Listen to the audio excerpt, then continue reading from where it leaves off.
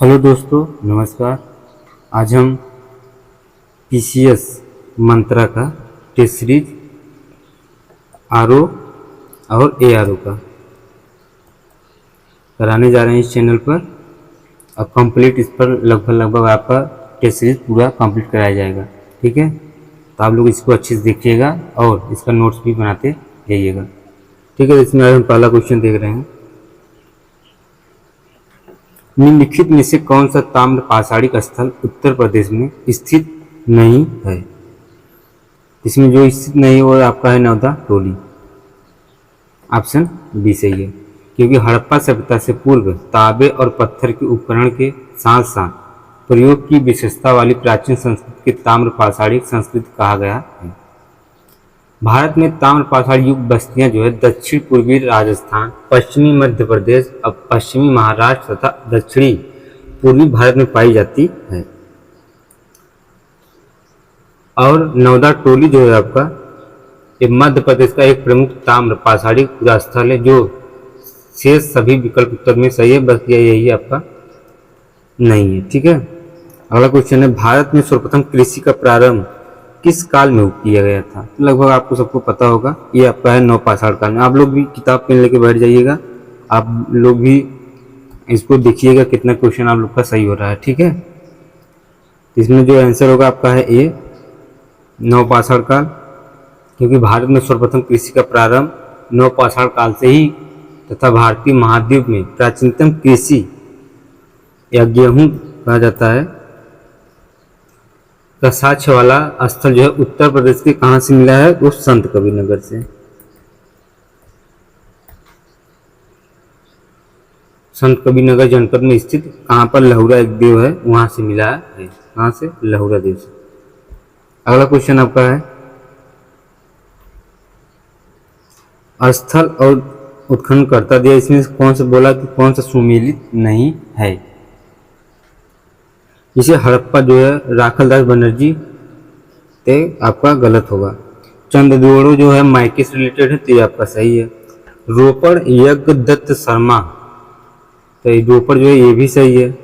Lothal R S Bisht जो है आपका, तो ये आपका गलत है, क्योंकि यहाँ पर आपका हो जाएंगे एस राव। ठीक है, एस आर राव हो गए, एस आर राव, इसका भी गलत है। मतलब इसके हिसाब से आंसर 1 और चौथा मतलब यही आपका डी गलत होगा। तो रोपड़ जो क्या कहते हैं हड़प्पा का खोजकर्ता किसने था? तो हड़प्पा जो है दयाराम साहनी थे, और लोथल का तो यश राव। उसके बाद मोहनजोदड़ो का जो थे वो आपका थे राखलदास बनर्जी, और धौलावीर का आर्य बिष्ट थी। ठीक है, अगला क्वेश्चन है आपका, सिंधु घाटी सभ्यता का कौन सा स्थल प्राक हड़प्पा कालीन एवं हड़प्पत्तर तीनों कालों का प्रतिनिधित्व करता है? तो वो आपका है सी मांडा। अब मांडा कहाँ पड़ता है? तो ये आपका मांडा पड़ता है जम्मू कश्मीर में। कहाँ? जम्मू कश्मीर में। उसके बाद आपका आलमगीरपुर यमुना क्या कहते हैं कि यहाँ बनावली जो है, उसके बाद हुलास मोहनजोदड़ो।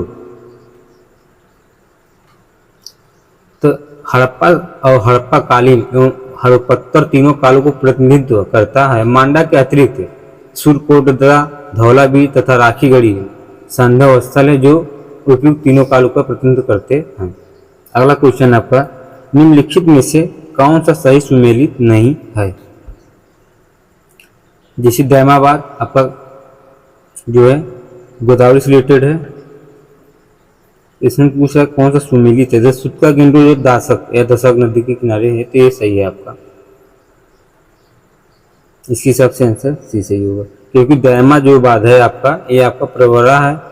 आलमगीरपुर जो है यमुना नदी किनारे हिंडन, और मांडा जो है आपका चिनाब नदी किनारे है। अगला क्वेश्चन है, हड़प्पा सभ्यता का प्रमुख स्थल सारतुलई वर्तमान में किस देश में स्थित है? तो ये आपका अफगानिस्तान में। ऑप्शन बी सही है, क्योंकि हड़प्पा सभ्यता का विस्तार जो है भारत, पाकिस्तान और अफगानिस्तान देशों तक था। प्रमुख हड़प्पा स्थल सारतुलई वर्तमान में अफगानिस्तान में स्थित है।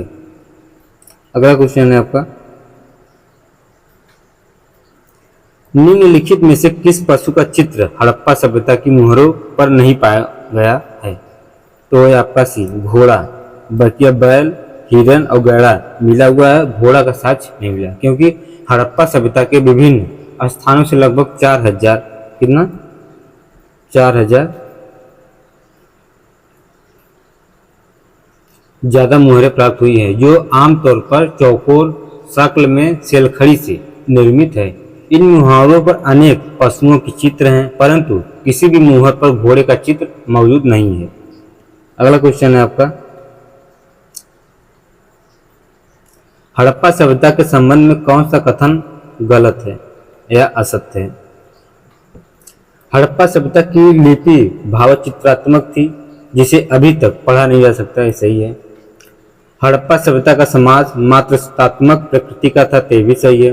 हड़प्पा सभ्यता के धार्मिक रीति रिवाजों में समानता विद्यमान थी, तो ये गलत है आपका। और हड़प्पा वासी पुनर्जन्म में विश्वास रखते थे, तो ये आपका सही है। तो इसके हिसाब से आंसर आपका सी गलत होगा। अगला क्वेश्चन है, सिंधु सभ्यता के पतन के संबंध में कौन एक प्रचलित मत है? वो है आपका जैसे बाढ़ और भूकंप जैसी प्राकृतिक आपदा, तो सही है। नर्मदा मार्ग परिवर्तन, ये भी सही है। आर्यों का आक्रमण, ये भी सही है। तो इसके हिसाब से आंसर डी सही होगा, क्योंकि सिंधु सभ्यता के पतन के संबंध में सभी मत जो है प्रचलित है। जलवायु परिवर्तन, भूतात्विक परिवर्तन, विदेश व्यापार में कमी आदि को भी सिंधु सभ्यता के पतन का एक कारण भी माना जाता है। अगला क्वेश्चन है आपका, प्राचीन आर्यों के निवास स्थल सप्त सिंधु के क्षेत्र विस्तार में कौन सी नदी शामिल नहीं है? तो ये आपके गोमल, ये आपका शामिल नहीं है। बल्कि प्राचीन आर्यों के निवास स्थल सप्त सिंधु के क्षेत्र दक्षिण एशिया के उत्तर पश्चिमी क्षेत्र से लेकर यमुना नदी तक विस्तार में है, जिसे सिंधु नदी, विस्तता, इसको पहले झेलम, अस्कनी को अब चेनाब कहा जाता है, पारुसुड़ी को रावी कहा जाता है, विपाशा को अब ब्यास कहा जाता है, सतुद्री को अब सतलज और सरस्वती। प्राचीन नदी गोमल को वर्तमान में क्या कहते हैं? तो गोमती नदी से पहचाना जाता है। अगला क्वेश्चन है आपका, शतपथ ब्राह्मण किस वेद का ब्राह्मण ग्रंथ है? यही है आपका यजुर्वेद, ऑप्शन ही सही है। तो ऋग्वेद किसका? ऋग्वेद जो आपका है ऐतरेय कौशिकी का ब्राह्मण ग्रंथ का है। और अथर्ववेद जो है आपका गोपथ, उसके बाद सामवेद जो है आपका जैमिनी तांडव, और यजुर्वेद जो है आपका शतपथ तैतरी। ठीक है, इसके हिसाब से आपका ये सही होगा। इसमें उत्तर वैदिक काल में कृषि का देवता किसे कहा जाता है? तो इसका देवता जो है आपका इंद्र को कहा जाता है, क्योंकि उत्तर वैदिक काल में कृषि वैदिक लोगों का प्रमुख व्यवसाय बन गई है। कृषि हेतु बैलों भैंसे को घरों में पाला जाने लगा तथा इंद्र जो वर्ष के देवता थे, कृषि का देवता उपनाम भी प्रदान किया गया है। जैन तीर्थंकर और प्रतीक चिन्ह, कौन कौन से इनके चिन्ह थे? इसमें जो है नेमिनाथ का जो है आपका अश्व नहीं था, तब क्या था इनका? तो इनका शंख था। अजितनाथ का क्या था? तो अजितनाथ का हाथी था। पारस्वनाथ सर्प का क्या था? तो पारस्वनाथ जो सर्प थे इनका सर्प था। यही ऑप्शन ही सही है। मल्लिकानाथ जो है, मल्लिकनाथ का कलश था, सिंह नहीं था। उसके बाद महावीर स्वामी जो थे उनकी क्या थी? तो सिंह थी और ऋषभदेव का बैल था। अगला क्वेश्चन है, बौद्ध दर्शन के अनुसार कौन सा कथन सत्य है? तो बौद्ध आत्मा की सत्ता को स्वीकार करते हैं और बौद्ध पुनर्जन्म के सिद्धांत को नहीं मानते हैं। तो इसके हिसाब से आंसर इसमें से कोई सही नहीं है, क्योंकि बौद्ध दर्शन के संबंध में उपयुक्त दोनों कथन गलत है। क्योंकि बौद्ध धर्म आत्मा की सत्ता को अस्वीकार करने के बावजूद पुनर्जन्म तथा कर्म के सिद्धांत को मानता है। अगला क्वेश्चन आपका, निम्नलिखित में से कौन सा सुमेलित नहीं है? चेदी सरस्वतीवती जो है आपका सही है। अश्वमक जो है पोटी से सही है। कम्बोज जो है हाटक से सही, अंग जो है राजगिरी से नहीं है। यही आपका आंसर डी जो है गलत है। तब इसका क्या होगा, तो जो आपका राज्य की राजधानी चंपा थी उसकी राजगिरी मगध की राजधानी थी। वो अंग राज्य की राजधानी चंपा थी, ठीक है, राजगिरी नहीं। सर्वप्रथम पाटलिपुत्र को राजधानी के रूप में किसने स्थापित किया है, तो वो थे आपके उदयन। ऑप्शन बी सही है। ये पूछता भी है क्वेश्चन। हर्यक वंश के शासक उदयन ने पाटलिपुत्र की स्थापना कर सर्वप्रथम मगध साम्राज्य की राजधानी को राजगिरी से पाटलिपुत्र स्थानांतरित किया था। आगे आपका निम्नलिखित में से मौर्य काल में कौन शिक्षा का प्रमुख केंद्र नहीं माना जाता था, तो जो नालंदा इसको शिक्षा का केंद्र नहीं माना जाता था, बल्कि वाराणसी, उज्जैन और तक्षशिला इनको माना जाता था, क्योंकि मौर्य काल में वर्णश्रम धर्म के अनुसार शिक्षा दिए जाने का उल्लेख मिलता है। इस काल में धर्म, व्याकरण, अर्थ तथा व्रत, राजनीति शिक्षा के अनिवार्य विषय माने जाते थे। मौर्य काल में वाराणसी, तक्षशिला तथा उज्जैन शिक्षा केंद्र प्रमुख माने जाते थे। भूमिदान का पहला अभिलेखीय साक्ष्य मिलता है,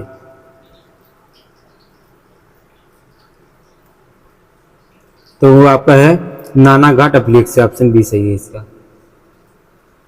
आंध्र सातवाहन वंशी सातकड़ी प्रथम की रानी नागरिका के नानाघाट अभिलेख से पता चलता है कि इसने पहली शताब्दी ईसा पूर्व में ब्राह्मणों एवं बौद्धों को भूमि अनुदान में दी थी। अगला क्वेश्चन, निम्नलिखित में से गुप्तकालीन पश्चिमी तट के बंदरगाहों में कौन सा सर्वप्रमुख बंदरगाह था, तो वो थे आपके भड़ोच बंदरगाह। गुप्त काल में पश्चिमी तट के बंदरगाहों में भड़ोच, चौल जो चौल बंदरगाह है, और कल्याण बंदरगाह और कैम्बे प्रमुख जो है बंदरगाह, ये भृगुच अथवा भड़ोच पश्चिमी भारत का सबसे प्रमुख बंदरगाह था। यह सब यहाँ से पश्चिमी देशों के साथ साथ समुद्री व्यापार भी होता था। अगला क्वेश्चन है, भारत में हूण सत्ता की स्थापना किसके नेतृत्व में हुई थी, तो वो थे आपके तोड़माड़ के नेतृत्व में ये आक्रमण हुआ था। हूण मध्य एशिया की एक बर्बर जाति थी। इनका प्रथम आक्रमण स्कंदगुप्त के समय में हुआ था, जिसका नेतृत्व कुशनबाज ने किया था, जबकि हूणों का दोबारा आक्रमण तोड़माड़ के नेतृत्व में हुआ और उसने चंद्रभागा नदी के तट पर परवया नामक स्थान पर अपना शासन स्थापित किया था। अगला क्वेश्चन है आपका, समुद्रगुप्त की प्रयाग पस्ती में वर्णित दक्षिण भारत की विजय को कहा गया है, तो थे आपके ऑप्शन डी धर्म विजय, क्योंकि प्रयाग पस्ती से पता चलता है कि समुद्रगुप्त ने दक्षिण भारत के राज्यों को जीतने के बाद उनके राज्य वापस कर दिए थे, इसलिए इस विजय को धर्म विजय कहा गया है।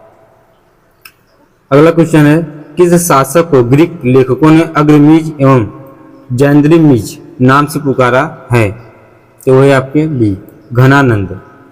अंतिम नंद राजा घनानंद था, जो सिकंदर का समकालीन था। किसका? सिकंदर का। राज्यों के जितने समकालीन था और जो एकराट की उपाधि धारण करने वाला संभवतः पहला शासक था। यूनानी लोग घनानंद को अग्रमीज एवं जैंद्रिमीज कहते थे। अगला क्वेश्चन है, गुप्तचर प्रणाली का वर्णन करने वाला प्रथम ग्रंथ कौन सा था, तो थे आपके अर्थशास्त्र। ऑप्शन भी सही है इसका, क्योंकि अर्थशास्त्र में राज्य के गुप्तचर को गूढ़ पुरुष कहा गया है। इसमें गुप्तचर विभाग का नाम महामात्या सर्प मिलता है। इंडिका की रचना, इंडिका जो है इसकी रचना मेगास्थनी ने किया है, जिसमें पाटलिपुत्र के प्रशासन का उल्लेख है। गार्गी जो है संहिता ज्योति की पुस्तक है, जिसमें यवनों को आक्रमण का उल्लेख मिलता है। और दिव्यावदान जो है आपका यहाँ एक बौद्ध ग्रंथ है। अगला क्वेश्चन है, किसके सिक्कों पर सरकर्षण एवं वासुदेव दोनों अंकित हैं,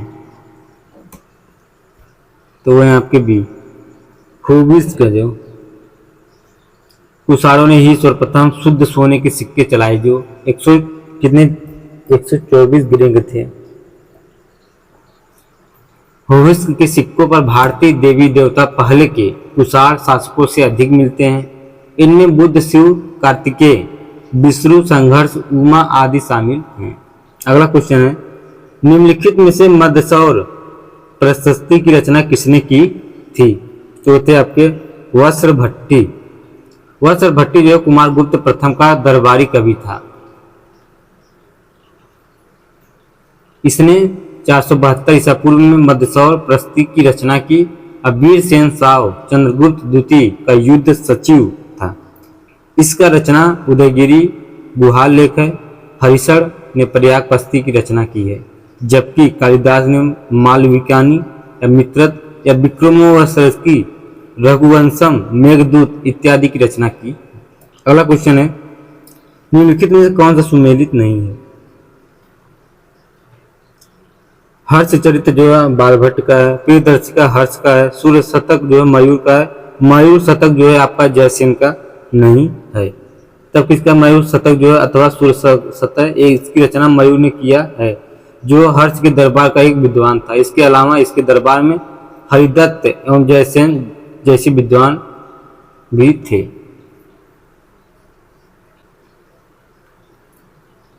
अगला क्वेश्चन आपका है, निम्न में से अशोक ने किस गुफा का निर्माण बिहार के बराबर पहाड़ी में करवाया था? तो वो थे आपके लोमरसी गुफा। ऑप्शन बी सही है। अशोक ने अपने राज्याभिषेक के 12वें और 19वें वर्ष सुदामा, विश्व झोपड़ी तथा कड़ चौपार गुफा का निर्माण बराबर की पहाड़ी में करवाया था, जबकि अशोक पौत्र दशरथ ने नागार्जुनी पहाड़ियों में लोमरसी गुफा का निर्माण करवाया था। आजीवक संप्रदाय को दान दी गई थी। अगला क्वेश्चन है, मौर्यकालीन करों में कौन सा एक प्रकार का धार्मिक कर था? तो वो थे आपके रज्जु। नहीं, बलि था, रज्जु नहीं था, बलि। इसके हिसाब से आंसर ए सही है। बलि एक प्रकार का धार्मिक कर था। रज्जु जो है भूमि की माप के समय लिए जाने वाला एक कर था। विपित का है तो विपित जो है आपका चारागाह कर है, और हिरण्य जो है आपका एक नगद कर था, जो अनाज के रूप में लेकर नगद लिया जाता था। अगला क्वेश्चन है आपका, निम्नलिखित में से किन शासकों ने प्रांतों में द्वैध शासन प्रणाली का प्रचलन किया है? तो है आपका बी, कुषाणों ने। शको तथा पार्थियन ने संयुक्त शासन का प्रचलन प्रारंभ किया। शकों को तथा कुषाणों ने पार्थियानों के माध्यम से छत्रपति प्रणाली चलाई, जबकि कुषाणों ने प्रांतों में द्वैध शासन प्रणाली का प्रचलन किया है। अगला क्वेश्चन है, शतमान सिक्के किस धातु को ढाले जाते हैं? तो ये आपके हैं चांदी के। ऑप्शन बी सही है। सोने सिक्के निष्क स्वर्ण पल, जिसे चांदी के सिक्के शतमान है। तांबे के सिक्कों को क्या कहता है? तो तांबे सिक्कों को काकनी और कसापड़ को सोना, चांदी, तांबा, रांगा, शीशा आदि धातुओं का होता था। अगला क्वेश्चन है, निम्नलिखित में से किस शासक ने नालंदा विश्वविद्यालय की स्थापना करवाई थी? तो थे आपके महेंद्रादित्य करवाई। ठीक है, कुमारगुप्त की उपाधि महेंद्रादित्य है। कुमारगुप्त ने ही नालंदा विश्वविद्यालय की स्थापना करवाई, जो बौद्ध शिक्षा का एक प्रमुख केंद्र था। वर्तमान में यह बिहार के राजगीर के समीप स्थित है, जिसे 2010 में पुनः स्थापित किया गया। अगला क्वेश्चन है, निम्नलिखित में से कौन सा स्मारक पल्लव काल से संबंधित नहीं है? तो वो थे आपके लिंगराज मंदिर। Option D. शोर मंदिर, जो शोर मंदिर आपका है, यह महाबलीपुरम में स्थित है। इसका निर्माण पल्लव शासकों द्वारा किया गया है। यह राजा सिंह शैली का प्रथम उदाहरण है। कैलाश नाथ जो मंदिर है, यह कांची में स्थित है। यहाँ मंदिर राज सिंह शैली के चरमोत्कर्ष का प्रतिनिधित्व करता है। यह पल्लवों के सबसे अलंकृत मंदिरों में से एक है। उड़ीसा में एक लिंगराज मंदिर है। यह पूर्ण विकसित नागा शैली का सबसे अच्छा उदाहरण है। प्रारंभ में लिंगराज मंदिर का नाम कीर्तिवास मंदिर था। अगला क्वेश्चन है आपका, निम्नलिखित शासकों में से किसने वातापीकोण उपाधि धारण की थी? तो थे आपके नरसिंह वर्मन प्रथम। चालुक्य शासक पुलकेशिन द्वितीय को पराजित कर उसकी राजधानी वातापी पर अधिकार करने के पश्चात नरसिंह वर्मन प्रथम ने वातापीकोण की उपाधि धारण की थी। महेंद्र वर्मन प्रथम ने शत्रुमल्ल, परमेश्वर प्रथम ने एक मल्ल तथा नरसिंह वर्मन द्वितीय ने अमित्र मल्ल की उपाधि धारण की थी। ठीक है। अगला क्वेश्चन है, पल्लव वंश का अंतिम शासक कौन था? तो वो थे आपके अपराजित।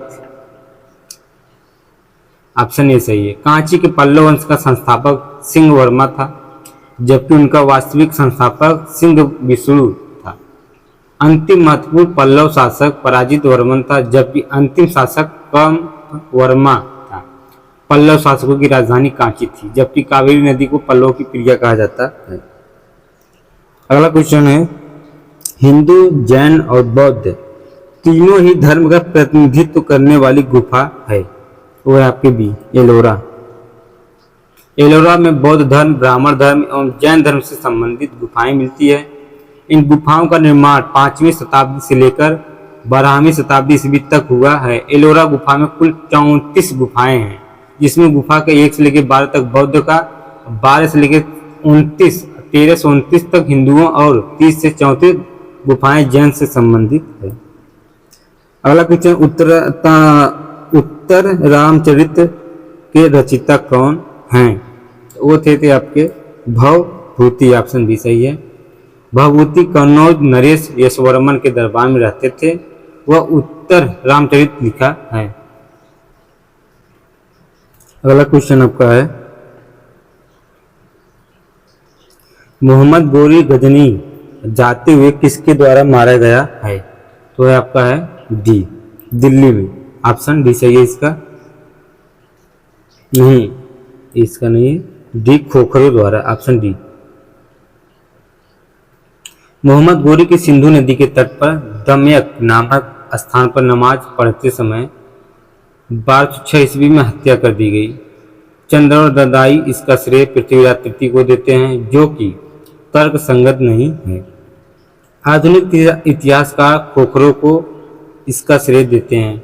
गौरी के शव को गजनी में दफनाया गया। अब मोहम्मद गोरी ने गोमल दर्रे से भारत पर आक्रमण किया और उसका पहला आक्रमण 1175 ईस्वी में सुल्तान के या मुल्तान के करमपाथी जाति के सिसाओं पर हुआ है। अगला क्वेश्चन है, मृत्यु के उपरांत कुतुबुद्दीन ऐबक को दफनाया गया था।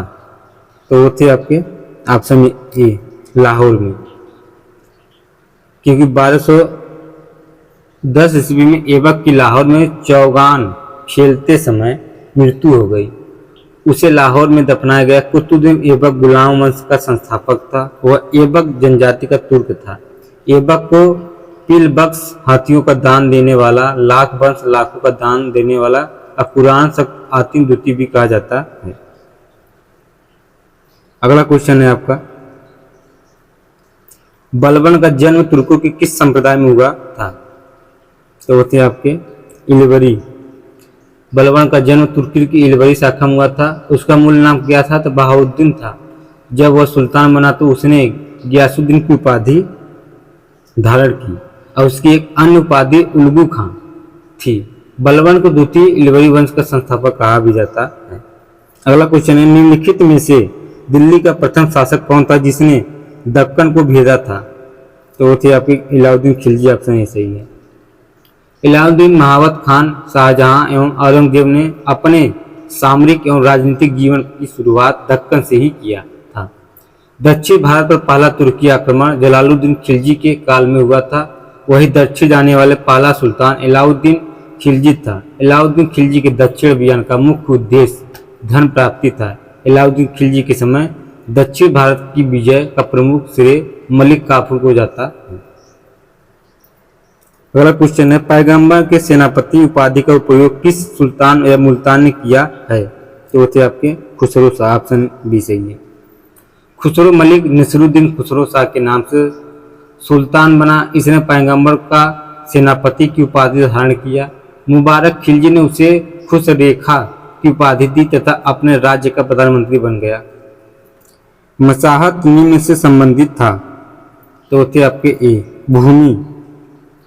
पैमाइश के आधार पर भू राजस्व का बंदोबस्त मसाहत कहलाता था। इसमें प्रति इकाई विश्व के आधार बनाया जाता था।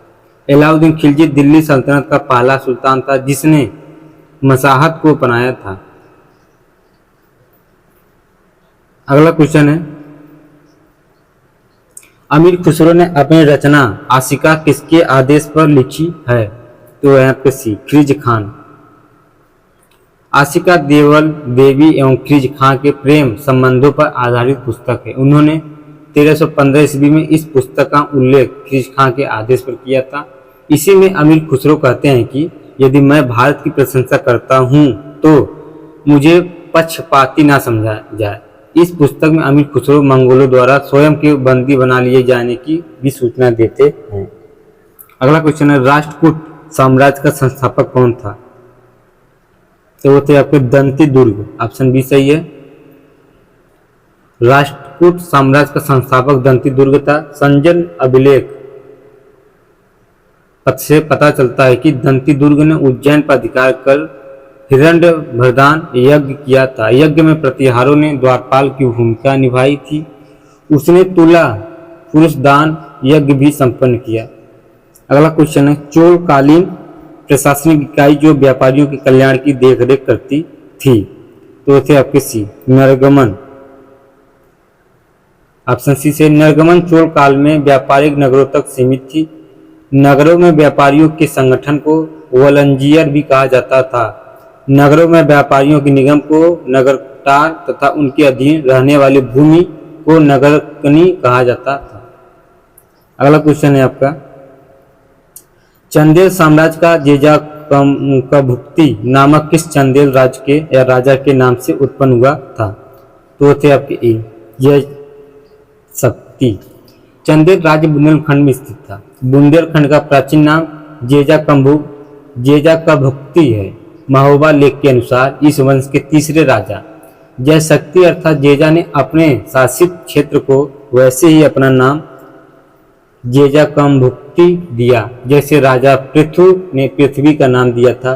चंदेलों की प्रारंभिक राजधानी कालिंजर थी। राजा धग ने खजुराहो को चंदेलों की राजधानी बनाया था, तब से खुसरो की ही चंदेलों की राजधानी चली है। अगला क्वेश्चन है, निम्न में से किस मुगल सम्राट को उसकी मृत्यु के पश्चात अंश अंशियानी कहा गया है? तो है आपके ए अकबर। सामूगढ़ का युद्ध 29 मई 1658। मुगल काल के सम्राटों में अकबर का सामाजिक सुधार को लेकर एक अलग स्थान है। उसने सभी धर्मों को एक साथ समान व्यवहार करने का प्रयास भी किया। अगला क्वेश्चन है, निम्न में से कौन सा सुमेलित नहीं है? बहादुरपुर का युद्ध 14 फरवरी 1658 में सही है। खजुआ का युद्ध 5 1659 ये भी सही है। दरवाई का युद्ध ये भी सही है। देवराई का युद्ध, सामूगढ़ का युद्ध ये आपका गलत है क्योंकि सामूगढ़ का युद्ध जो हुआ था आपका ऑप्शन बी गलत है। इसका जब युद्ध हुआ था तो 29 मई 1658 को, ये 15 अप्रैल नहीं, यहाँ 16 मई होगा। ठीक है। अगला क्वेश्चन है, शिवाजी और जयसिंह के मध्य पुरंदर की संधि कब हुई थी? तो होती है आपके 11 जून 1665 में। बी ऑप्शन सही है इसका, क्योंकि 11 जून 1665 ईस्वी को शिवाजी और जयसिंह के बीच पुरंदर की संधि हुई। संधि के कारण शिवाजी छवि को बहुत नुकसान हुआ। इसी संधि के फलस्वरूप शिवाजी ने अपने पुत्र संभाजी को 5000 घुड़सवार के साथ मुगल सेना में भेजने की सहमति दी थी। अगला क्वेश्चन है, बाबर का वजीर निजामुद्दीन बाबर के अंतिम समय में हुमायूं के स्थान पर किसे बाबर का उत्तराधिकारी बनाना चाहता था? तो वो थे आपके सी मेहदी ख्वाजा, क्योंकि ख्वाजा बाबर का वजीर निजामुद्दीन एक योग्य प्रशासक और वीर योद्धा था। वह लगभग सभी युद्धों में सक्रिय रूप से भाग लिया था। निजामुद्दीन की चाहता था कि बाबर के अंतिम समय में हुमायूं के स्थान मेहदी ख्वाजा को उत्तराधिकारी बनाया जाए। अगला क्वेश्चन है, निम्न में से किस इमारत को ताजमहल का पूर्वगामी कहा जाता है? वो है आपका बी हुमायूं का मकबरा। हुमायूं के मकबरे का निर्माण हुमायूं की पत्नी हमीदा बानो बेगम द्वारा कराया गया था। यह मकबरा ईरानी शैली पर आधारित स्थापत्य कला का अनुपम उदाहरण है। यह मुगल काल का पहला मकबरा था जिसमें दोहरी गुंबद का प्रयोग किया गया था। हुमायूं के मकबरे को ही ताजमहल का पूर्वगामी कहा जाता है।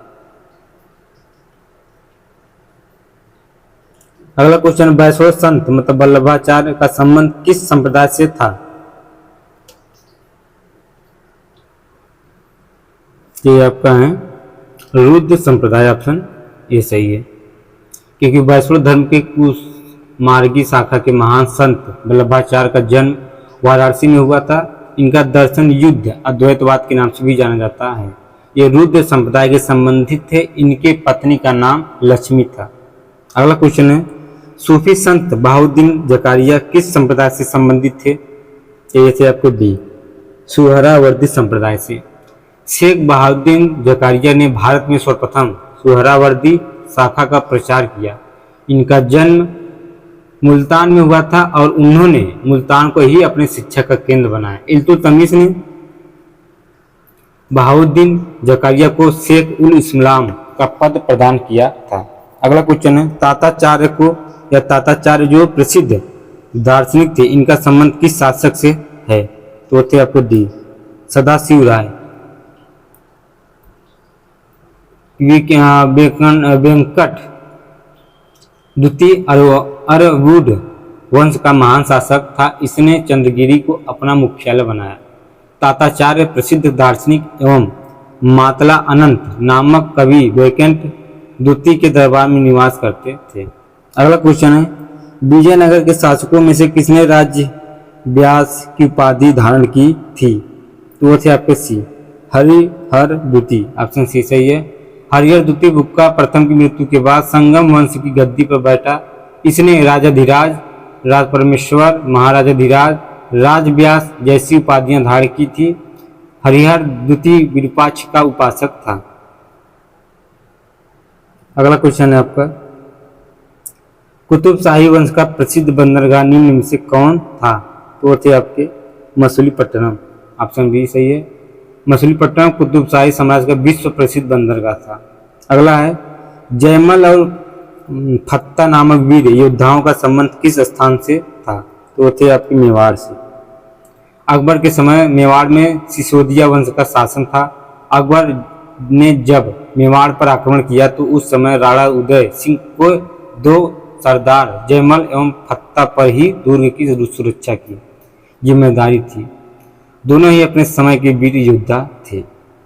अगला क्वेश्चन है, बंगाल में स्थित दाखिल दरवाजा निम्न से किसने बनवाया था? तो थे आपके बारबक शाह, ऑप्शन सी सही है। बंगाल के इलाही शाही शासकों में रुकनुद्दीन बारबक शाह एक सज्जन एवं कानून मानने वाला शासक था। वह बंगाली साहित्य का महान संरक्षण था। इसी ने दाखिल दरवाजा का निर्माण करवाया था। पर्सी ब्राउन ने दाखिल दरवाजा को हिंदू मुस्लिम स्थापत्य कला की सर्वोत्कृष्ट रचना कहा है। अगला क्वेश्चन, निम्न में से किसे जगत भूषण की उपाधि प्रदान की गई थी? तो वो थे आपके हुसैन शाह को, ऑप्शन डी सही है। हुसैन शाह एक विद्वान शासक था। वह हिंदू और मुस्लिम जनता के साथ समान व्यवहार करता था। हिंदुओं ने उसे कृष्ण का अवतार प्रति तिलक जगत भूषण उपाधि प्रदान की थी। यह वैष्णव संत चैतन्य महाप्रभु का समकालीन था। अगला क्वेश्चन है आपका, कश्मीरी शासक जैनुल आब्दीन से संबंधित निम्न से कथनों पर विचार कीजिए। इसमें पूछा कौन सा कथन सत्य है? इसमें जो सत्य है आपका है, इसे कश्मीर का अलाउद्दीन कहा जाता है, तो सही है। इसने गो हत्या प्रतिबंध कर दिया, तो ये भी सही है। यह कुतुब नाम से अरबी में कविताएं लिखी थी, गलत। इसने मुल्ला अहमद को महाभारत और राज तरंगड़ी का फारसी में अनुवाद करने के लिए नियुक्त किया था, तो ये भी सही। इसके हिसाब से आंसर सी सही है। अगला क्वेश्चन है, निम्न में से किस शासक ने इथोपियाई और तुर्की दासियों से युक्त एक अंग सेना गठित थी? तो वो थे आपके बी, गयास शाह। मालवों में खिलजी वंश की स्थापना गयास शाह के पिता महमूद खिलजी ने की थी, लेकिन गयास शाह अपने पिता की तरह साम्राज्य विस्तारवादी सोच का न होकर धर्म परायण था। इसके चरित्र में बहुत अंतर्विरोध था। इसके महल में 1000 से ज्यादा दासियां थी। इसी ने इथियोपियाई एवं तुर्की दासियों से युक्त एक अंगरक्षक सेना गठित थी। इसने जैनों को भी शासन में जगह दी थी। अगला क्वेश्चन है, निम्न में से कौन सा सुमेलित नहीं है? वो आपका है डी, शाह आलम द्वितीय घृणित कायर, ये सुमेलित में बकिया है। बहादुर शाह प्रथम, साहेब बेखबर सही है। जहांदार शाह को मूर्ख लंपट भी है, भी सही है। मोहम्मद शाह को रंगीला भी कहा जाता था, इसकी हिसाब से सब सही है। अगला क्वेश्चन है, आमेर के राजा जयसिंह द्वारा आधुनिक उपकरणों से युक्त वेधशाला निम्न में से किस स्थान पर नहीं बनाई गई है? वो थे आपके अजमेर में, ऑप्शन ए सही है। क्योंकि आमेर के राजा जयसिंह को मिर्जा राजा सवाई की उपाधि मुगल बादशाह जहांदार शाह ने दी थी। यह कुशल शासक होने के साथ साथ महान विविधता, खगोलशास्त्री, नगर नियोजन, नगर संस्थापक और वैज्ञानिक था। जयसिंह ने मथुरा, उज्जैन और जयपुर और दिल्ली में आधुनिक उपकरणों से युक्त वेधशालाओं का निर्माण करवाया था। अगला क्वेश्चन है आपका, निम्न में से कौन सा कथन टीपू सुल्तान के बारे में सत्य नहीं है? अपने नाम के सिक्के चलवाए थे, सही है। जर्मनी और मैसूर के मैत्री का प्रतीक स्वतंत्रता का वृक्ष लगवाते, ये गलत है। नौसेना बोर्ड का गठन ये भी करवाते, इसने सुल्तान की उपाधि धारण की थी, तो ये भी सही है। तो टीपू सुल्तान 1782 में हैदर अली की मृत्यु के बाद मैसूर सिंहासन पर बैठा। इसने सुल्तान की उपाधि धारण की थी तथा अपने नाम के सिक्के जारी किए थे। इसके सिक्कों पर हिंदू देवी देवताओं के चित्र तथा हिंदू संवत की आकृतियां अंकित थी। इसने फ्रांसीसी क्रांति से संभावित होकर श्रीरंगपट्टनम में जैकोबिन क्लब की स्थापना की थी और उसका सदस्य बना था तथा अपनी राजधानी में फ्रांस और मैसूर के मैत्री का प्रतीक स्वतंत्रता का वृक्ष भी लगवाया। 1796 में अंग्रेजी नौसेना के मुकाबले के लिए एक नौसेना बोर्ड का गठन किया तथा मंगोल, मुलिताबंद, दाजिदाबाद आदि में डाक यार्ड का निर्माण करवाया था। और साम्राज्यवादी लेखकों ने टीपू को सीधा साधा दैत्य कहा है। अगला क्वेश्चन है, नानक शाही सिक्के किसने चलवाए थे? तो आपके रणजीत सिंह, ऑप्शन सी से। 1752 में काबुल के शासक जमान ने शाह ने रणजीत सिंह को उनकी अत्महत्या सैन्य सेवाओं के लिए राजा की उपाधि धारण की थी। किस पुर्तगाल वायसराय ने कोचीन की जगह गोवा को राजधानी बनवाया था? तो वो थे आपके सी, नीनू डी कुन्हा। क्योंकि 1529 में नीनू डी कुन्हा पुर्तगाली वायसराय बनकर भारत आया था। इसमें 1530 इसमें कोचीन की जगह गोवा को राजधानी बनाया था तथा मद्रास के सैंथोमा, बंगाल के हुगली और काठियावाड़ के दीव में पुर्तगाली बस्तियों की स्थापना की थी। अल्बुकर्क जो है आपका ने अपनी सेना में भारतीय कवि की भी भर्ती की तथा भारत में पुर्तगाली बस्तियों की संख्या में वृद्धि एवं उनकी अस्थायी बस्तियों के लिए निम्न वर्गीय पुर्तगालियों को भारतीय महिलाओं के साथ विवाह करने को प्रोत्साहित किया था। अगला क्वेश्चन आपका, डचों ने भारत में अपने पहले कारखाने की स्थापना कहाँ की थी? तो वो थे आपके मछलीपट्टनम में, ऑप्शन ए सही है। क्योंकि डच ईस्ट इंडिया कंपनी की स्थापना 1602 ईस्वी में संसद द्वारा पारित प्रस्ताव से हुई थी। इसे 21 वर्ष के लिए भारत और पूर्वी देशों के साथ व्यापार करने, आक्रमण और विजय करने के संबंध में अधिकार दिए थे। डचों ने भारत में 1605 में मछलीपट्टनम प्रथम कारखाने की स्थापना की थी और 1610 में पुलिकट और सूरत में 1645 में और कारीगल 1663 में कोचिंग की आदि खोले गए हैं। अगला क्वेश्चन है,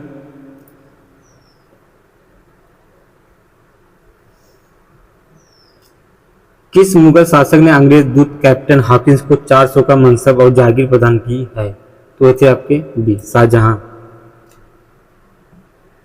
सी ऑप्शन सही, जहांगीर, शाहजहां।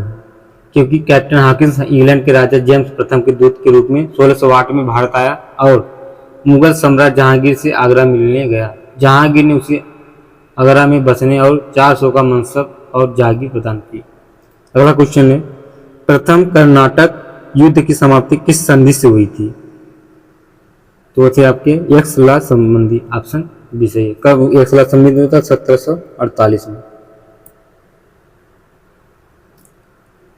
क्योंकि प्रथम कर्नाटक युद्ध समाप्ति 1748 में एक्सला संपेल की संधि हुई।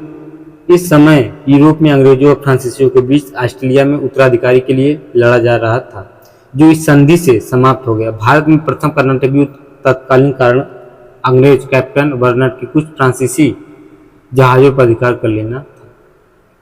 अगला क्वेश्चन है, द्वैध शासन का जनक किसे माना जाता है? तो लियो कार्टिक्स। द्वैध शासन का जनक लियो कार्टिक्स को माना जाता है। और द्वैध शासन की शुरुआत बंगाल में 1765 में से मानी जाती है। इसके अंतर्गत कंपनी दीवानी और निजामत के कार्यों का निष्पादन भारतीयों के माध्यम से करती थी। अगला क्वेश्चन है आपका, पहली बार कलकत्ता में सर्वोच्च न्यायालय की स्थापना कब की गई थी? तो आपके 1774 में, ऑप्शन बी सही है। क्योंकि भारत में पहली बार 1773 रेगुलेटरी एक्ट के तहत 1774 में कलकत्ता में एक सर्वोच्च न्यायालय की स्थापना की गई, जिसमें एक मुख्य न्यायाधीश एलिजा इम्पेत तथा 3 अपर न्यायाधीश थे। सुप्रीम कोर्ट के निर्णय के विरुद्ध अपील प्रिवी काउंसिल में किया जा रहा सकते। यह एक्ट ब्रिटिश सरकार ने अपनी व्याप्त भ्रष्टाचार एवं कुप्रशासन को दूर करने को लाया था। अगला क्वेश्चन है, किस चार्टर एक्ट के तहत विधि आयोग का गठन किया गया है? वो आपका है सी, 1833 चार्टर एक्ट। 1833 चार्टर एक्ट के तहत भारतीय कानूनों को संचित लिपिबद्ध तथा सुधारने के लिए एक विधि आयोग का गठन किया। सर्वप्रथम मैकाले को विधि सदस्य के रूप में गवर्नर जनरल की परिषद में सम्मिलित किया था।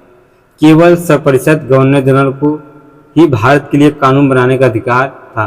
1833 के अधिनियम द्वारा कंपनी के चीन से व्यापार तथा चाय संबंधित व्यापार के एकाधिकार को समाप्त कर दिया। इस अधिनियम के द्वारा बंगाल के गवर्नर जनरल को अब समूचे भारत का गवर्नर जनरल बना दिया गया है। अगला क्वेश्चन है, पृथक निर्वाचन मंडल के बारे में किसने कहा था कि हम नाग के दांत बो रहे हैं और इसका फल भीषण होगा? इसका है डी, लाडो मिंटो। 1909 के भारत परिषद अधिनियम के द्वारा मुसलमानों के लिए पृथक मताधिकार तथा प्रथम निर्वाचन क्षेत्रों का स्थापना की गई थी। इस संबंध में लॉर्ड मिंटो ने लॉर्ड माले को लिखा था कि हम नाग के दांत बो रहे हैं और इसका फल भी भीषण होगा। अगला क्वेश्चन है, किस अधिनियम द्वारा भारत में सर्वप्रथम संघात्मक सरकार की स्थापना की गई है?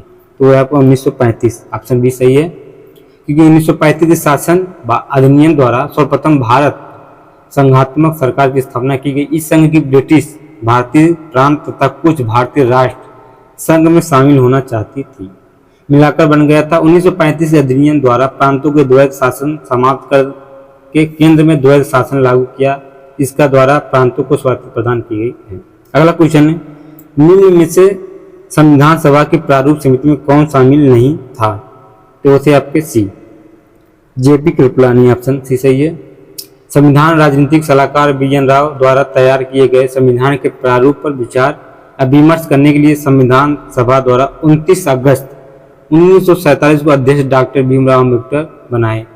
समिति के अंदर अन्य सदस्य एन गोपाल स्वामी आयंगर एवं अय्यर, कन्हैयालाल, मणिकालाल मुंशी, सैयद मोहम्मद सादुल्ला 21 फरवरी 1948 को अपनी रिपोर्ट संविधान सभा को सौंपा था। तो दोस्तों, पीछे मंत्र कट्टे से जो हम 75 क्वेश्चन तक यही खत्म कर रहे हैं। इसके बाद 75 क्वेश्चन तक अगले वीडियो में लाएंगे। ठीक है, इसको आप लोग अच्छे से दीजिएगा किताब पे लेके बैठ के, और आप लोग इसको नोट भी करते रहिएगा। ठीक है, और जो भी कमेंट में आप सुझाव शेयर कर सकते हैं। धन्यवाद।